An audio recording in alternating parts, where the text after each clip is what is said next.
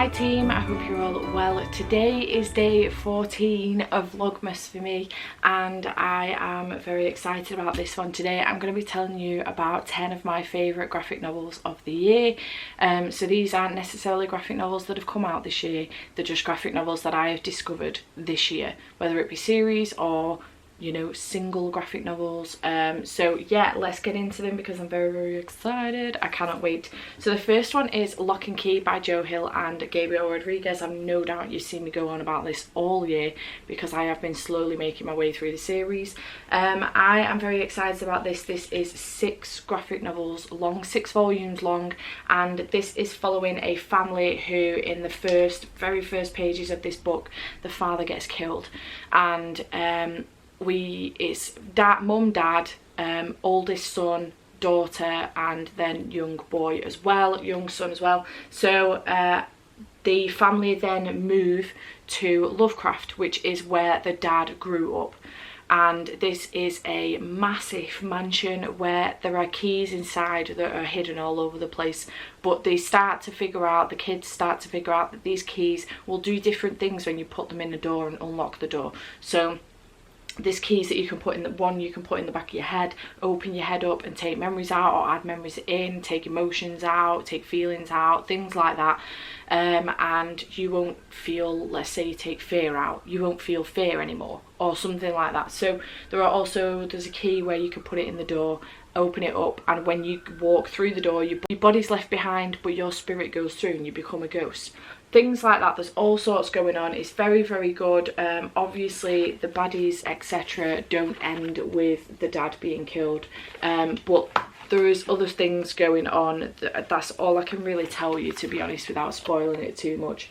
But the art style is amazing by Gabriel Rodriguez. He's fantastic. The horror side of it is really good. It's not too horror, but it's horror enough because I don't like horror. But it's really good and I absolutely love this series. It's fantastic. By the way, these are in no particular order. I'm just telling you about them as I'm going through. Then we've got Saga.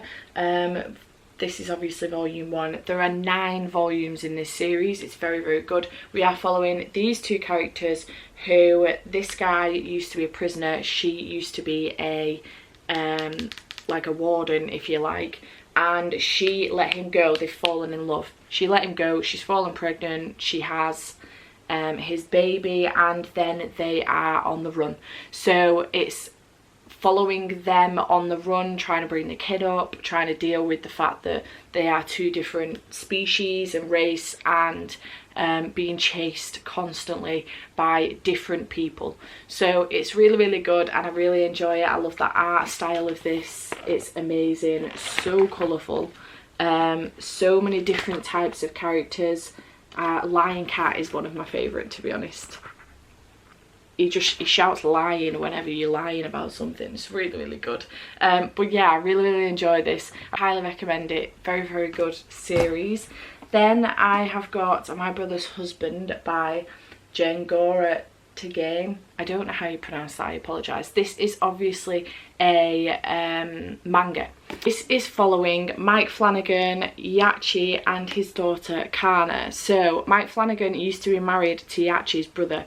His brother died and Mike has come to Japan to visit Yachi and Kana, see his brother-in-law and his niece. The reflection on this is terrible, and unfortunately he doesn't get as much of a welcome as he thought he would. Yachi appears to have some issues with the fact that his brother was gay. So it's following this relationship. Kana is bringing Mike and Yachi together, not in a relationship way but in like a family relationship way, and making, not purposely, but making Yachi rethink his entire life and the way he's treated his brother in the past, when he found out his brother was gay, when he found out his brother was moving to Canada to go and be with Mike, and then when he found out his brother got married to Mike, and then the way that he's treated Mike since then. So it's an absolutely gorgeous series.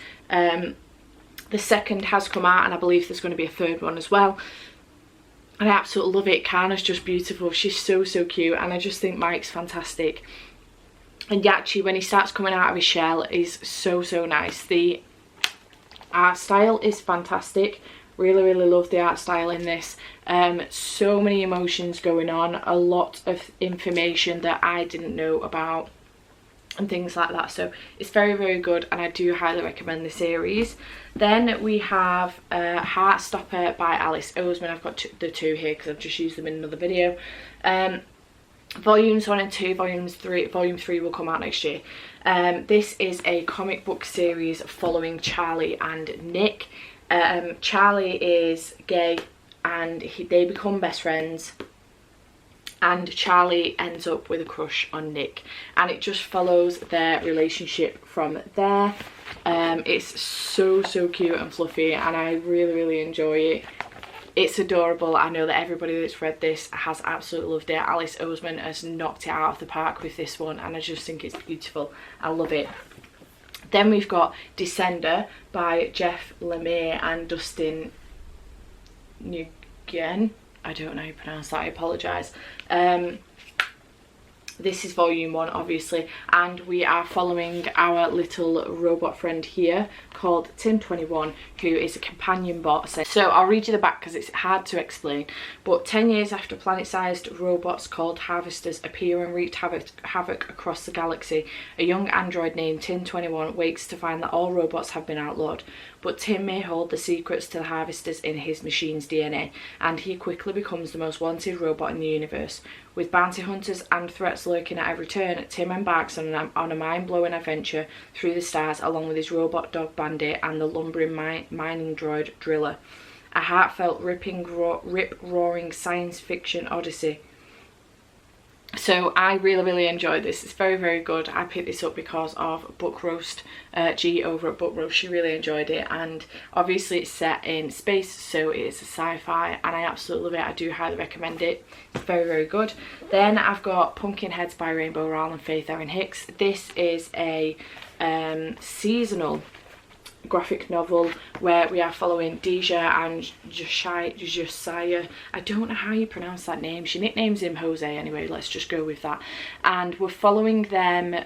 Every year they go to a pumpkin patch where they work the pumpkin patch, just obviously for the season of Halloween, and they are best friends.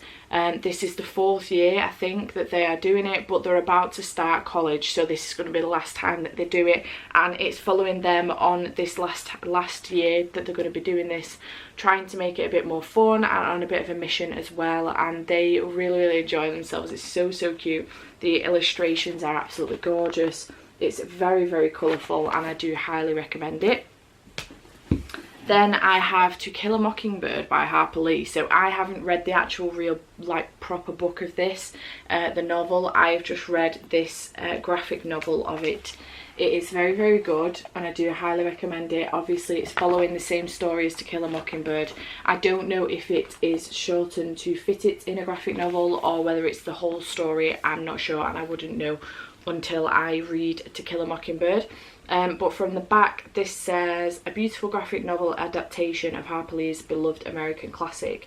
A haunting portrait of race and class, innocence and injustice, hypocrisy and heroism, tradition and transformation of the deep south of the 1930s, Harper Lee's To Kill a Mockingbird remains as important today as it was upon its initial publication in 1960, during the turbulent years of civil rights movement. Now, this most beloved and acclaimed novel is reborn for a new age as a gorgeous graphic novel. Scout, Jem, Bo Radley, Atticus Finch and small town of Macomb, Alabama are all captured in vivid and moving illustrations by Fred Fordham. Enduring in vision, Harper Lee's timeless novel illuminates the complexities of human nature and the depths of the human heart with humour, unwavering honesty and tender, nostalgic beauty. Lifetime admirers and new readers alike will be touched by this special visual edition. I absolutely loved it. I thought it was fantastic. Really loved the storyline that went with this, and I just thought that the illustrations were beautiful as well. It really brought the story to life. It was very good. Shocking as well, but really good. Highly recommend it. And then the last two I don't own any of the novels for. I'm reading them on my Kindle. So I've got Star Trek, which is obviously if you don't know Star Trek, where have you been? But this is following the new Star Trek, so the one where the new films are coming out with Chris Pine and Zachary, whatever his name is, and those ones.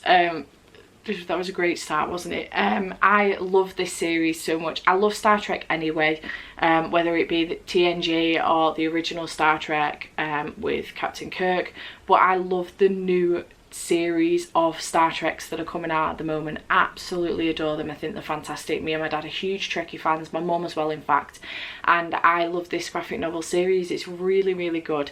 Highly recommend it. The illustrations are just fantastic, and the drawings of like Chris Pine as Captain Kirk are just brilliant. I just think it's so good.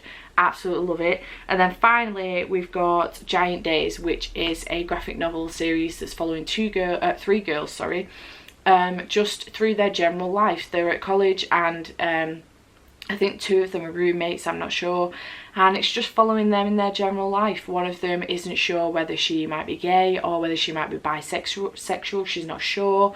It's following them through relationships, through just girl stuff, life, college.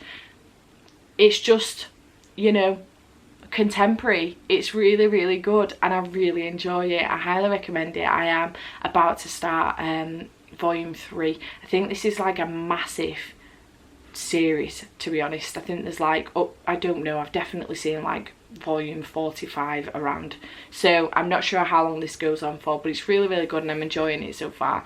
So those are 10 graphic novel series that I do recommend. Well, not some of them aren't series, some of them are standalones, but they are 10 graphic novels that I recommend. Some of them series, some of them standalones, obviously I've just mentioned that. And I hope you have enjoyed this video. Please let me know in the comments down below if you've read any of these or if you recommend some series for me. So yeah, I hope you have enjoyed this video, and I shall see you next time. Bye for now.